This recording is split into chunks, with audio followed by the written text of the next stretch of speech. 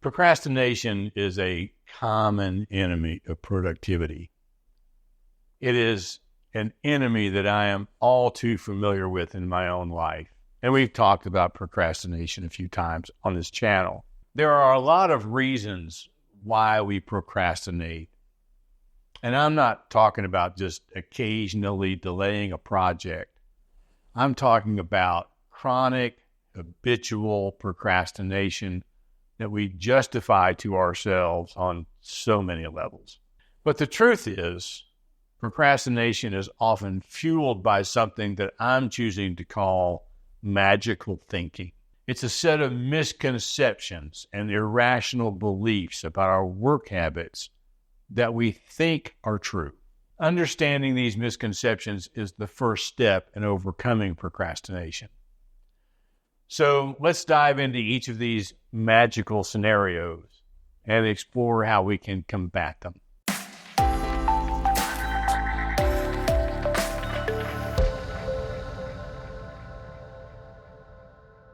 One common myth, and the one I probably use more than any other to justify my own procrastination, is this belief that we work best under pressure, and therefore we delay tasks until the last minute.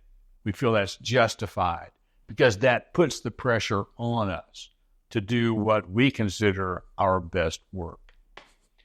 That sudden adrenaline rush can help us focus, we tell ourselves. But in reality, the high stress levels caused by this delay can lead to burnout. It decreases the quality of our work and even can provide us with health issues that we have to work on. This thrill of the last-minute rush is not a sustainable or healthy way to work. It's an illusion that masks the potential harm we are causing ourselves. The key to overcoming this is by practicing effective time management. Easier said than done, he says to himself, and breaking tasks into manageable parts. This approach not only reduces the stress associated with large projects, but it allows for better quality of work because you have more time to focus on each individual part of the project. Developing a daily or weekly routine that prioritizes tasks based on their urgency and importance can also help the tendency to delay tasks. It's all about taking control of your time and not letting pressure control you. Now, I have helped myself overcome this to a large degree at least by using two apps. And I started using them about a year and a half before I retired. I do pay for both of them, and I'm very happy to do so, but I'm not trying to sell them. The first one is called Notion. Notion has an AI in the paid version that helps me create a timeline for longer projects. I don't have to sit down and try to battle through the next 5 weeks of tasks for the project. Notion will do that for me automatically. It breaks things down into manageable steps and then sends me reminders along the way. And the other, for smaller projects, is an app called Todoist. When they're easier to manage, I can just put a few keystrokes in and have reminders pop up daily to let me know what small piece of the project I should get done that day. And now I'm using that to remind myself to pick up the dry cleaning or to get groceries for my mom or to work on something around the house. I use both of these apps for this channel, in fact. I set up reminders for when I should research topics, when I should have a rough draft of an outline finished, when I should have the finalized outline finished, when I should record and edit the video, and when I should upload it. All of that happens inside of Notion. And even with all of that, I'll just be honest, more times than I care to tell you, I'm doing these videos at the last minute because I still tell myself I do my best work under the last minute pressure of a deadline. It's definitely magical thinking, and it's something that I battle with a lot. Now, visualization is a powerful motivational tool But believing that success will just happen without putting in the work is magical thinking for sure. Now, you will find countless YouTube videos telling you to just manifest your destiny by thinking about it or speaking it into existence. If you visualize it, it will happen. Now, I would insert a curse word here in this video, but I'm trying to keep this channel cleaner than that. So you can feel free to insert your own curse word for me right here. In religious terms, the prosperity gospel espoused by so many charlatan preachers comes from this truly awful belief.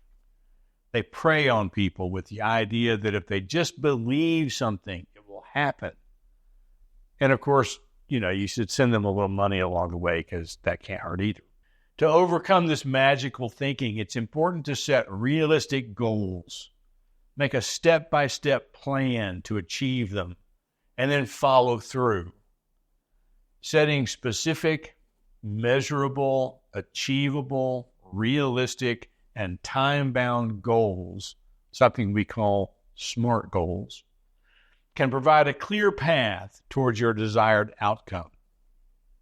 Remember, success is not achieved through wishful thinking, but through persistent action.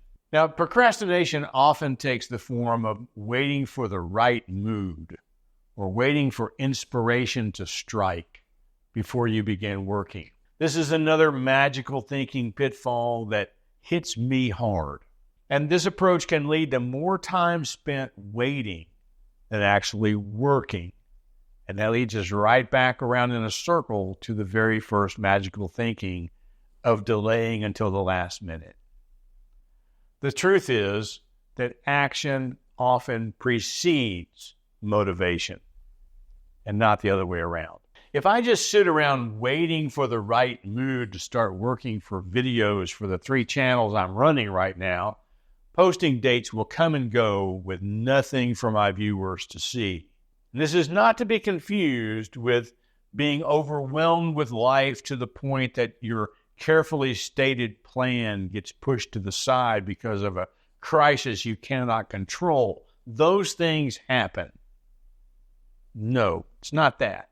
This is about just sitting on your butt and waiting for the gods of creativity to hit you over the head with Thor's hammer before you actually get up and do something. And to combat this, we need to set a regular schedule for work and stick to it regardless of your mood.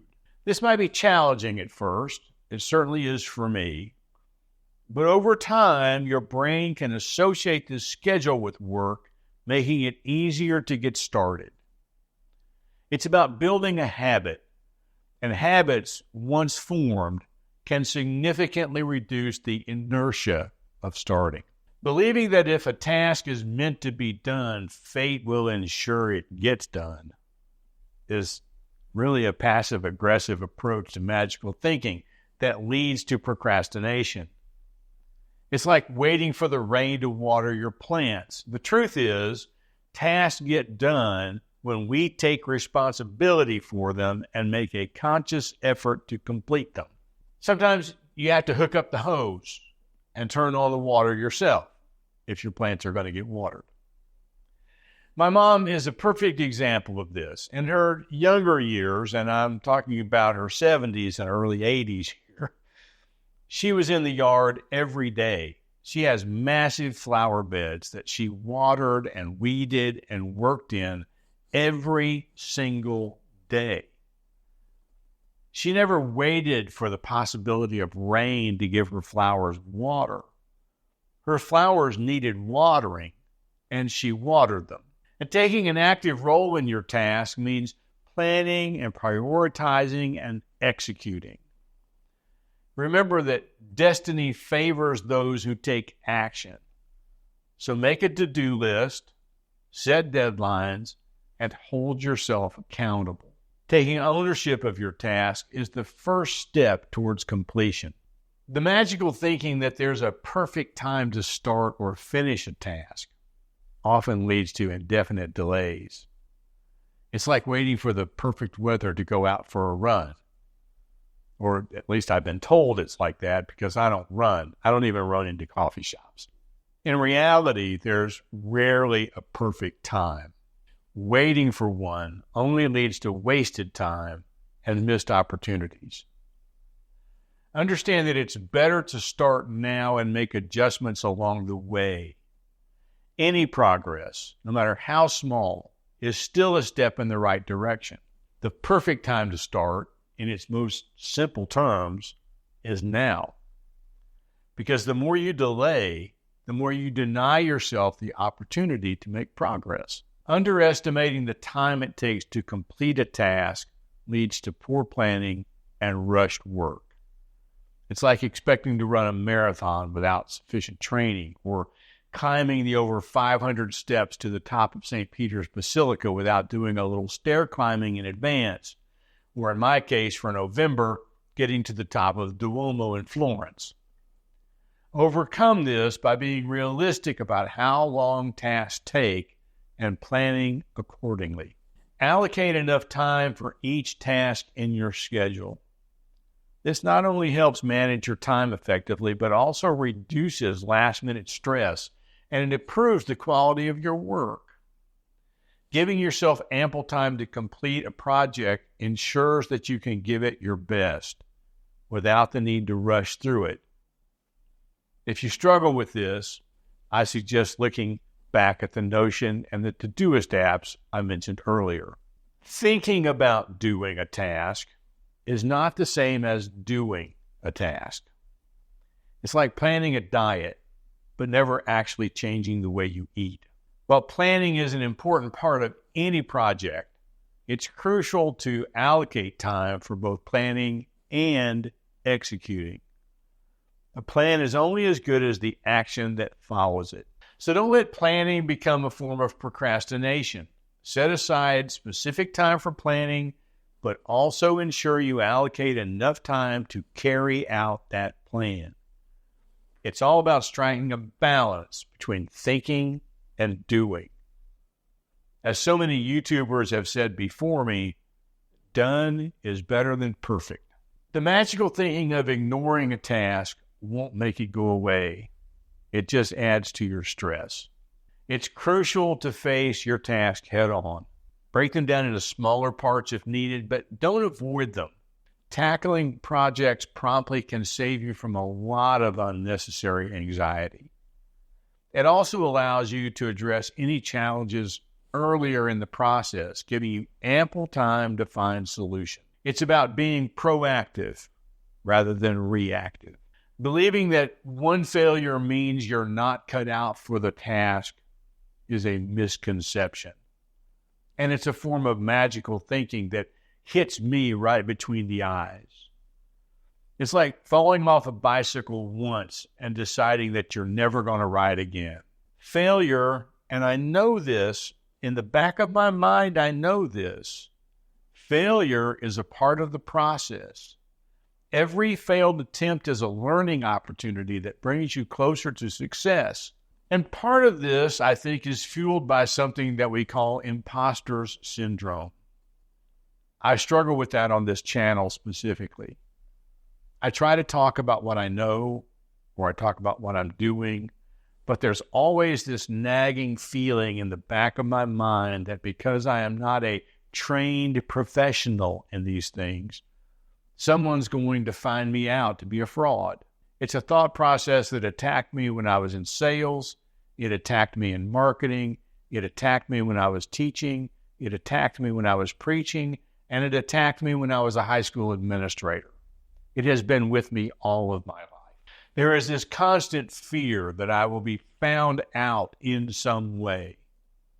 And as simplistic as it sounds, we have to learn to view failure as stepping stones rather than roadblocks. Use them as a guide to adjust your strategies and improve your efforts. Because, as the old saying goes, it's not about how many times you fall. It's about how many times you get back up. And the last magical thinking that we'll talk about today is thinking that you need the perfect environment to work. This can easily become an excuse to procrastinate. It's like waiting for a quiet house to start reading a book when you have 6 kids. The reality is very few of us have the luxury of a perfect work environment. Make the best of your current environment. If needed, take small steps to improve it, but don't let it stop you from starting your work. Even small improvements like a tidy desk or a comfortable chair can make a big difference. And that's one of the reasons why I go to Panera about 5 times a week in the morning. Because if I try to sit down at the table here and do my work, I will be distracted by turning on the television set or remembering something in the bedroom I need to pick up or needing to clean the kitchen or whatever. I get out of my house and I go to Panera and I sit at a table by myself to sip coffee. And there I can get things done. It's about adapting to your environment and making it work for you. By understanding and debunking these magical thinking scenarios, we can take proactive steps to overcome procrastination. Remember, success comes to those who act, not to those who wait. Or as I was taught as a child, success comes to those who wait, but not for those who wait too late. No matter how big or small the task, the key is start. Overcoming procrastination isn't about finding the perfect moment. It's about creating the moment. Let me know about your own battles with procrastination or tips that you have to overcome them in the comments below, and we will see you next time.